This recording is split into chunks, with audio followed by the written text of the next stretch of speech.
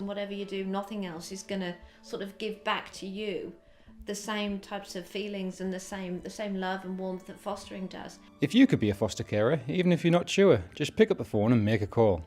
It could just change your life, and it will change a child's life. Taking the first step is important. Even if you just have an idea that, well, yes, I'm interested, but I don't think it's for me. Why not make enquiries about it? Come and talk to us about it, because you might find that it is for you.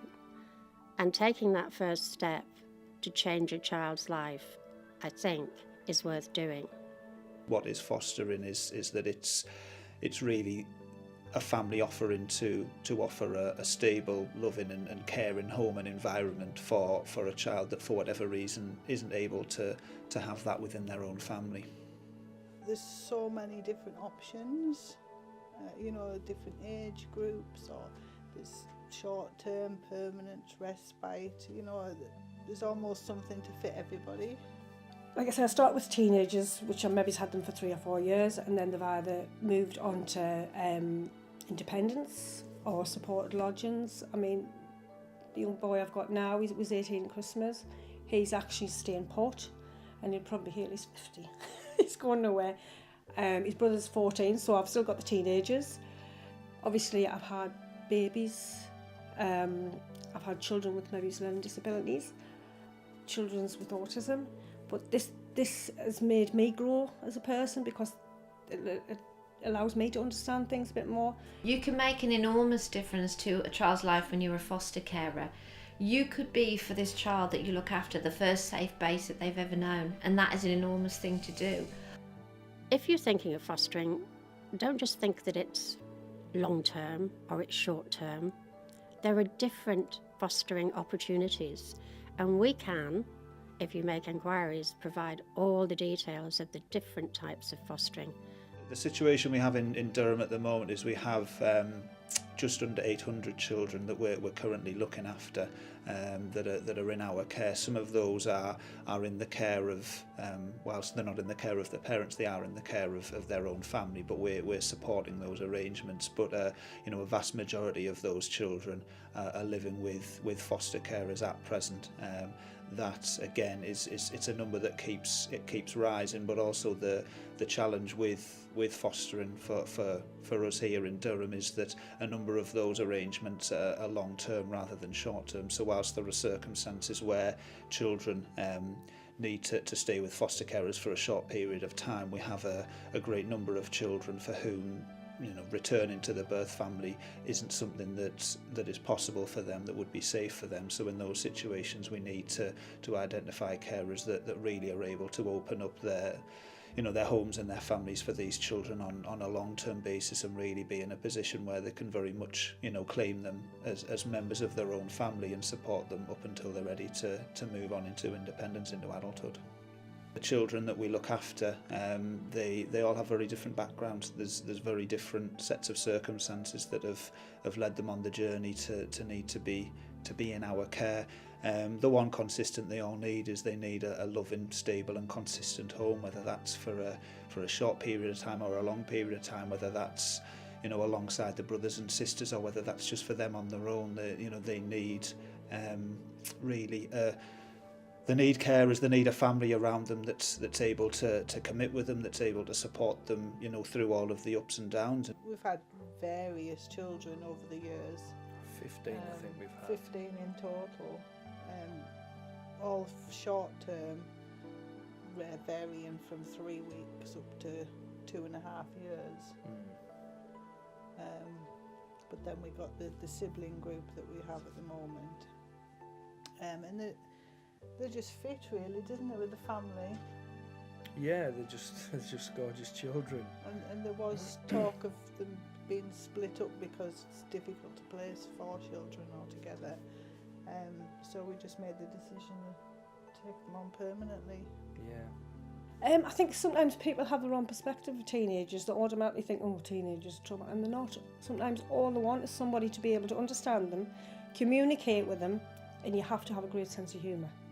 You have to be able to sort of laugh with them, cry with them, and just let them know that you're not here to judge them, you're here to sort of listen to them and help them, and more often than not, you're a mentor for them. You know, when we work with carers that come forward, we're very open with the fact that sometimes there are challenges that come with looking after children that have had a difficult start in life and perhaps continue to struggle with the reality of the start that they've had. But I think what we would say from our experience in working with the children as they move, you know, right the way up into adulthood, is that certainly the rewards that carers tell us they get from fostering far outweigh those challenges.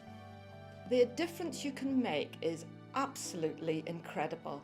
Come along to our information sessions and talk to our foster carers about that. They will just tell you how fantastic it is.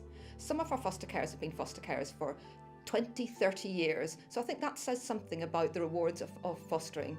And we just love our job. And I ask myself sometimes, would I still do fostering today if I was starting out? And the answer is yes. The challenges and the rewards are unbelievable. It's also rewarding for us to know that there's people out there that actually care and want to make a difference. Yeah. It's incredible. I mean, I was in residential care for 4.5 years. And, you know, once I got into there and they dedicated that time and everything to me, like, honest, they just brought the best out of me. My very first placement, he's just recently been married, about 2 weeks ago, and he's got a little boy now. And he's living local. And it's lovely, you know. Well, I'll stop and I'll see the baby and I'll say, can I bring him up to see you? Yeah. I've had even some children have done respite will come, they live local, knock on the door. Usually around tea time when they smell the food. Yeah, so it's lovely. It's just like extended family. We have children from all areas in County Durham, and that's why we need foster carers from all areas in County Durham.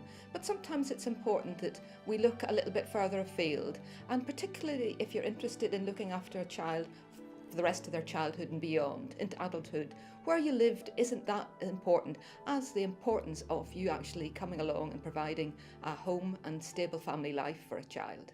The group of foster carers that we have at the minute is incredibly diverse. We have single carers, we have younger carers, we have older carers, and really that's come out of what our drive has been as a fostering service. We're a very inclusive fostering service. We're, I think, very open-minded. We're very keen to work with individuals that come forward and want to be foster carers, to look at, you know, at what makes them individual and unique, to really celebrate the positive aspects of either them as individuals or them as a family, and very much get an idea with them of the right child or group of children, because we're often looking for carers for sibling groups as well.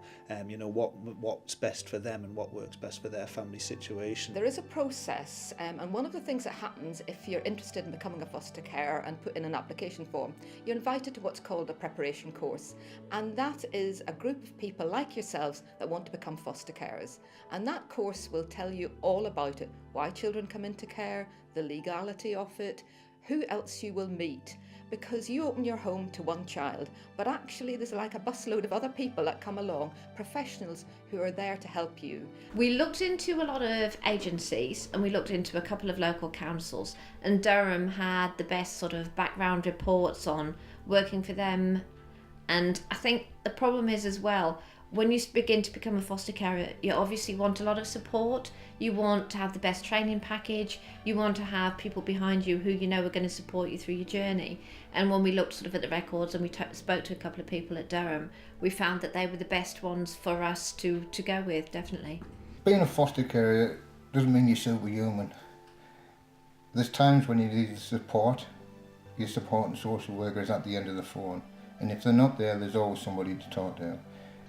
We have colleagues from health, we have colleagues from education, we have a therapeutic service with a clinical psychologist, and our foster carers tell us that that is all essential to making sure that they meet a child's needs. I think a lot of people think they couldn't do it, and I think that's what the stumbling block is. People say the attachment, I couldn't give a child back. Well, actually, there's so much support. You know, entering as a foster carer, you're not here to adopt the children, you're not here to keep the children, you're there to sustain them until it's that time to go back. We have support groups all over County Durham, so no matter where you live, I'm sure there'll be one local, from Stanley to Newton Aycliffe to Seaham to Bishop Auckland. There's a support group there for you. It's great because although you've got your own friends and family, this community you have with foster carers, you all know what you're sort of, you know, not everybody outside understands the job they do. They just think, oh, you're a foster carer, that's great. But they don't understand sort of some of the difficulties that you can encounter. So doing that and having your own support groups within the job you do is a great asset, because you can pick the phone up, do you know what I mean? Somebody might be having a bad day and all they want is somebody to say, I know where you're coming from, I can understand, and it's okay.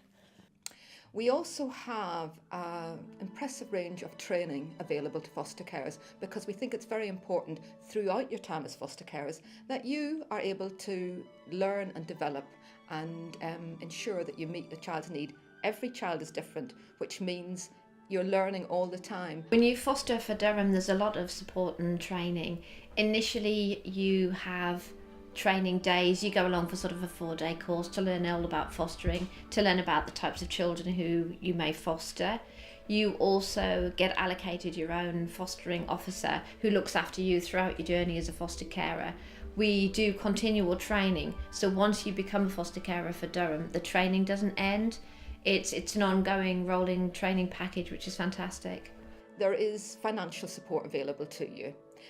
Every child placed in foster care, the foster carers receive what's called a fostering allowance, and that's age related. So the amount you get depends on the age of the child, and that is estimated to be the true cost of looking after a child. So it's to clothe them, heating and lighting, and food, activities, everything. In addition to that, in Durham we have what's called a fee, and you are paid a fee dependent on the level of knowledge and skills and experience that you have. Oh, the support is fantastic. Yeah. Never, I know I'm just a phone call or an email away, and we've always got somebody to ring back or help us with our problems. It's been great. Yeah, the support is good. Yeah. So we do need more foster carers, and I'm hoping that people will come forward and ask about it, ask questions about what it means to be a foster carer. I can tell you that I've met lots of foster carers, and they're amazing people. You could be one of those amazing people. Whatever you do, contact us and get the information that helps you to make the decision. Some people come along to our information sessions and actually they know they won't be doing it currently, but they're thinking about it in the future. That's absolutely great. Get the information now so that when the time is right for you, you can come to us and start the process. If there's that niggle in the back of your head where you think that you have got a bedroom, that you can't give these children just the love and support, then I think you should come to one of the open days and inquire or pick up the telephone. There's quite a few ways that people can contact us, because we think it's very important that there is a choice. So you can pick up the phone and ring us, or you could send us an email or go on our website, or the other thing that you can do is to come along to an information session, which is a fantastic opportunity for you to meet staff and also our foster carers, and you can find out really what fostering is like in County Durham.